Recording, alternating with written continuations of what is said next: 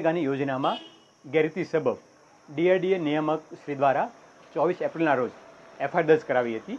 આ FIR અન્વયે તપાસ દરમિયાન જે તે સમયમાં નાગાળામાં 5 જેટલા મનરેગાના અલગ અલગ સ્તરના અધિકારી કર્મચારીને અટક કરી તેમના જ્યુડિશિયલ કસ્ટડીમાં મોકલી આપવામાં આવેલા છે। અને આજે તપાસ દરમિયાન બળવંત ખાબડ કે જેઓ રાજકન્સ્ટ્રક્શન પેપરોના ઓનર છે કે જેમણે પોતે અધિકૃત ના હોતા માલ સપ્લાય કરવા બાબતે અથવા અધૂરો માલ સપ્લાય બાબતેનો રોલ જણાય આવતા તેમને અટક કરવામાં આવેલા છે। અને દર્શન પટેલ કે જેઓ તત્કાલીન TDO હતા તેમને પણ ફરજમાં નેગ્લિજન્સી અને ગુનાહિત કૃત્ય માટે અટક કરવામાં આવ્યા છે અને બંનેના રિમાન્ડની માંગણી કરતા દિન 5ના રિમાન્ડ મંજૂર થયા છે અને હાલમાં તપાસ ચાલુ છે।